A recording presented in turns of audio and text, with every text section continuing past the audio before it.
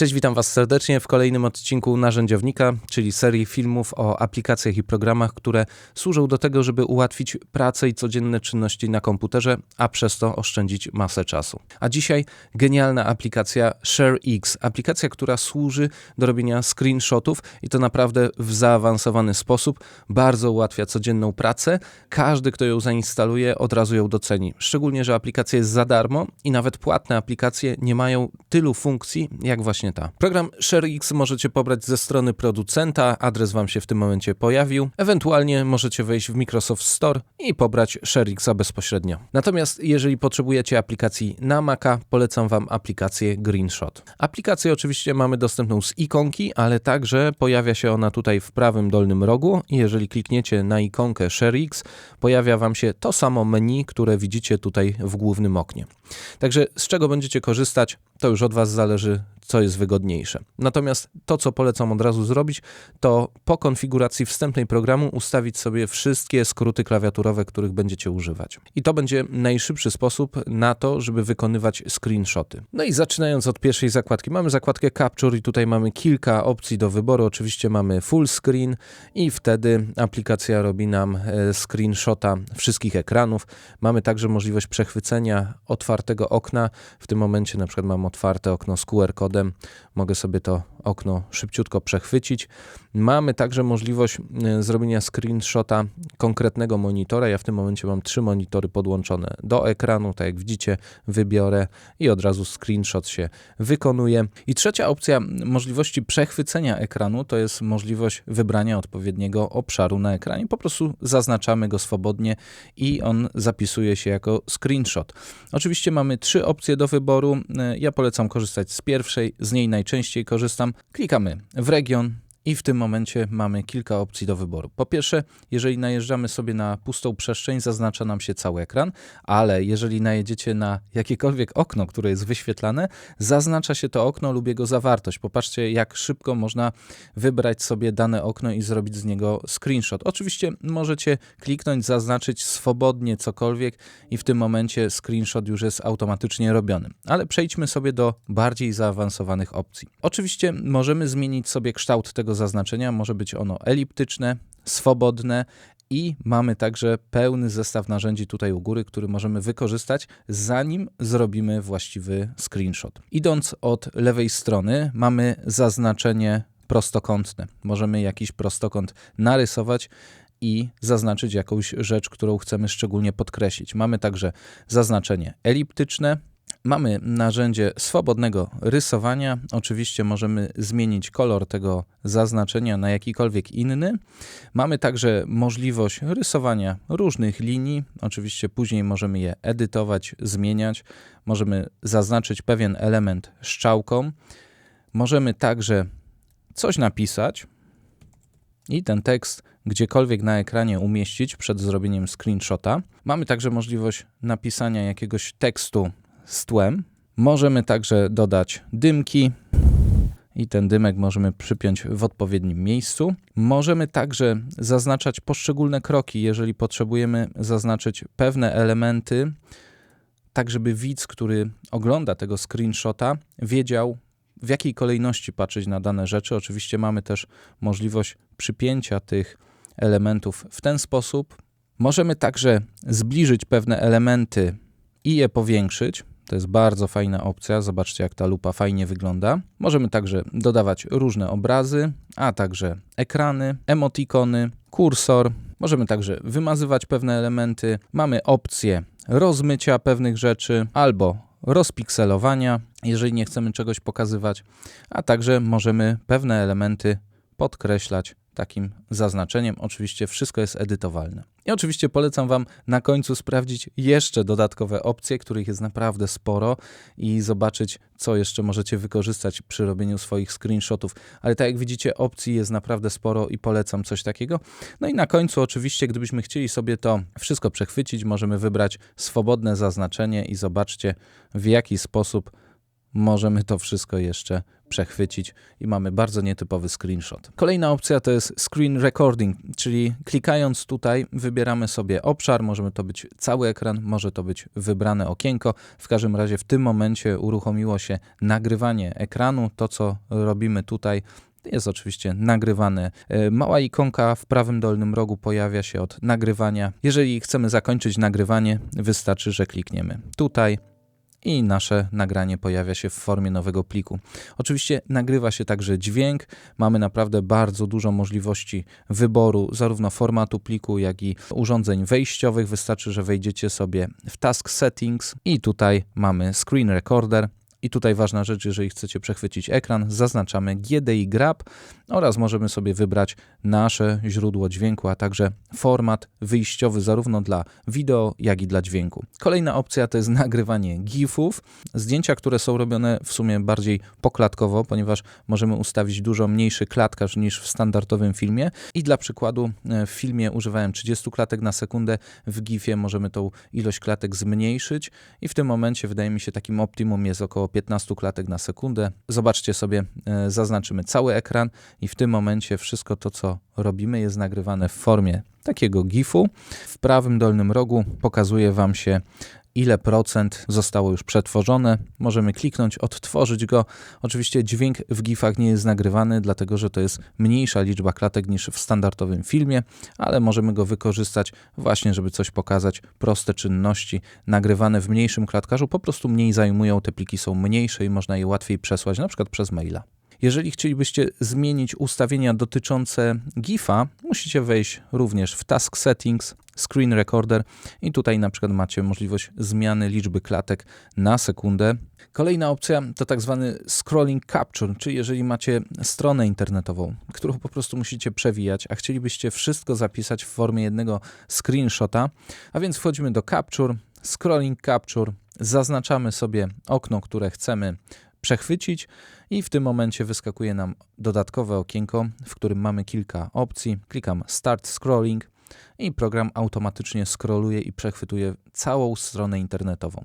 Oczywiście po przetworzeniu mamy wszystko pięknie połączone, wystarczy teraz, że zapiszemy, wchodzimy sobie do ShareX'a i możemy podglądnąć gotowy plik. Kolejna funkcja Text Capture OCR, bardzo przydatna funkcja, jeżeli potrzebujecie skopiować tekst z miejsc, w których nie jest on tekstem, na przykład z grafik, gdzie wiąże się to jedynie ze żmudnym przepisywaniem. Wtedy wystarczy, że zaznaczycie rzeczy, które chcecie zeskanować i w tym momencie wszystko pięknie się skanuje. Możecie nawet wrzucić to do tłumacza Google, gdybyście od razu potrzebowali to przetłumaczyć, ewentualnie skopiować na przykład do Worda. Kolejna opcja, automatyczne przechwytywanie. Tutaj możecie ustawić, czy przechwytywać cały ekran, czy jakiś obszar. Możecie ustawić także interwał przechwytywania i dzięki temu co jakiś czas będzie po prostu automatycznie robiony screenshot. I dwie ostatnie opcje to są opcje albo pokazywania, albo ukrywania kursora myszki na screenshocie, ewentualnie opóźnienie w wykonaniu tego screenshota. Poznaliśmy możliwości przechwytywania ekranu w programie ShareX, a teraz najważniejsza rzecz, która jest dostępna w tym programie, to możliwości automatyzacji pewnych procesów i ułatwienie sobie przechwytywania ekranu, bo wiadomo, że coś z przechwyconym ekranem trzeba zawsze zrobić. I ShareX dlatego jest genialnym narzędziem, ponieważ pozwala ustawić automatyzację procesów przechwytywania. Czyli co się stanie po tym, jak zrobimy screenshota, czy jak nagramy screencasta. Wszystko to ustawicie sobie tutaj i to są ustawienia ogólne, czyli co ma się stać po tym, jak wykonacie na przykład screenshota. Zaznaczamy sobie tutaj opcje, a jest ich naprawdę sporo, czyli na przykład wystarczy kliknąć, zaznaczyć sobie otwórz obrazek po tym, jak zostanie przechwycony. Czy skopiuj ten obrazek do pamięci podręcznej, albo wydrukuj go na drukarce, albo zapisz go w odpowiedniej lokalizacji. To wszystko, co potrzebujecie, ustawiacie tutaj. I to są ustawienia generalne, które obowiązują dla każdego przechwytywania ekranu, czy to w postaci filmu, czy zdjęć. Ale ShareX pozwala zindywidualizować te wszystkie akcje i na przykład możecie sobie przygotować akcje, na przykład tylko dla przechwytywania ekranu w odpowiednim regionie. Albo możecie określić, co ma zrobić program po tym, jak skończycie nagrywać ekran. I to wszystko robicie sobie w ustawieniach Hotkey Settings. Jeżeli otworzycie Hotkey Settings, to tutaj oczywiście macie predefiniowane ustawienia. Wszystkie możecie skasować i możecie wgrać nowe, ale jeżeli chcecie dodać swoje ustawienia, klikamy sobie Add i tutaj pojawia nam się okno, w którym wszystko możecie ustawić. I tu jest prawdziwa potęga tego programu. Wybieramy sobie na początku zadanie, które ma być wykonywane na początku. Wyobraźmy sobie, że chcemy przechwycić region naszego ekranu, czyli zaznaczamy sobie region i co ma się stać po tym, jak ten region zostanie przechwycony. I tutaj te akcje możecie bardzo zindywidualizować i te wszystkie akcje przypiszemy sobie później do odpowiedniego przycisku. Czyli wyobraźcie sobie, że przechwytujecie na przykład zdjęcia w dużej ilości i chcecie, aby te zdjęcia po tym pojawiały się w edytorze zdjęć, następnie były kopiowane do pamięci podręcznej, niekoniecznie, żeby były drukowane, następnie, żeby wyświetlało się okno dialogowe, w którym zapisujemy nasz plik, niekoniecznie też potrzebujemy, żeby pokazywał się File Explorer, ale musimy na przykład ten plik wysłać jeszcze gdzieś do hosta, na przykład na Dropboxa, ponieważ chcemy tam zrobić kopię naszego pliku. To wszystko tutaj ustawiamy. Możemy także tutaj wybrać indywidualny folder, w którym zapisują się te zdjęcia z tego przechwytywania. Następnie wchodzimy w funkcje generalne dotyczące na przykład powiadomień. Nie chcemy, żeby był odtwarzany dźwięk, nie chcemy także powiadomień w formie takiego okienka wyskakującego. Możemy także, jeżeli chodzi o tego screenshota, wybrać indywidualne ustawienia jakości obrazka, formatu pliku i wielu innych rzeczy. Na przykład wyobraźcie sobie, że nie potrzebujecie tak dobrej jakości, ponieważ chcecie zaoszczędzić miejsce, wybieramy sobie jakość na 50%. I tak jak Wam wspominałem, możemy sobie jeszcze wiele opcji zaznaczyć tutaj. Wszystkie opcje tutaj macie dostępne, wystarczy je przeglądnąć, także możemy sobie dawać indywidualne nazwy plików. To wszystko oczywiście macie do wyboru tutaj, opcji jest naprawdę sporo. Jeżeli zakończyliście ustawianie tego zadania, klikamy sobie tutaj, dopisujemy nasz hotkey i w tym momencie za każdym razem jak wciśniemy ten skrót klawiaturowy, wyzwala nam się to zadanie, które jest naprawdę zindywidualizowane i dopasowane do tego, co potrzebujecie. I ShareX ma także potężne narzędzie do tego, żeby podzielić się plikami. Mamy zakładkę Upload i tutaj możemy wysłać pliki, foldery i inne rzeczy w odpowiednie destynacje. I te destynacje, czyli nasze konta w chmurze, możemy wybrać sobie tutaj, klikamy i na przykład określamy, że wszystkie zdjęcia będziemy uploadować na Google Photos albo teksty na pastę bin. Wszystkie te destynacje określamy tutaj, Destination Settings i za pomocą tego okna łączymy się z naszymi kontami w tych wszystkich serwisach. Także naprawdę to jest potężne narzędzie. Oczywiście także mamy możliwość wykonania pewnych akcji po tym, jak uploadujemy nasze pliki do chmury i możemy na przykład skopiować link do naszych rzeczy do pamięci podręcznej. Pamiętajcie o tym, że akcję uploadu można także spersonalizować, wykorzystując właśnie Hotkey Settings i tutaj także wybierając Add możecie wybrać odpowiednie skróty dotyczące uploadu, a następnie wybrać indywidualne funkcje, które się zadzieją w momencie, kiedy ten upload będzie wykonany. I wisienką na torcie są oczywiście dodatkowe narzędzia, które znajdziecie w zakładce Tools. Mamy narzędzie Color Picker, dzięki niemu możemy wybrać sobie odpowiedni kolor, na przykład z waszego ekranu i skopiować go do programu graficznego. Kolejnym narzędziem jest linijka. Tutaj zaznacza się w bardzo szybki sposób każdy element obrazu. Możecie to także zrobić w bardzo indywidualny sposób i zaznaczyć coś samemu i wtedy macie wszystkie wymiary, których potrzebujecie. Kolejne narzędzie to prosty edytor. Wgrywamy sobie zdjęcie i tutaj możemy oczywiście za pomocą tych narzędzi z góry, które także były dostępne przy nagrywaniu ekranu w postaci regionu, dodawać różnego rodzaju elementy. Mamy także narzędzie dodające efekty na zdjęciu. Jeżeli wybierzemy jakieś zdjęcie, to tutaj plusem możemy dodawać różnego rodzaju efekty.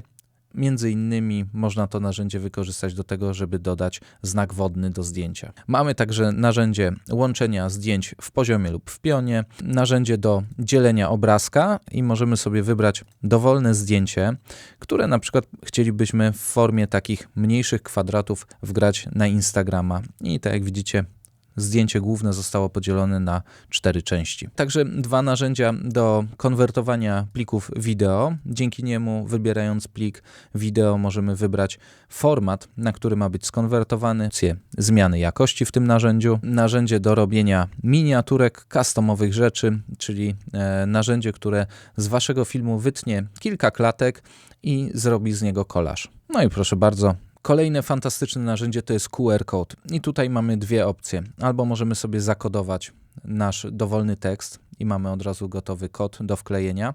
Ewentualnie możecie z obrazka pobrać kod i odczytać, co jest na nim napisane. I też pamiętajcie o tym, że używanie narzędzi możecie dopisać do odpowiednich skrótów klawiaturowych, a także macie możliwość dopisania innych ustawień do każdego z tych narzędzi. Także indywidualizacja w programie ShareX jest naprawdę przeogromna. A teraz kliknij ten film, który Ci się pokazał. Tam pokazuję jeszcze jedną aplikację, która na pewno Ci się przyda.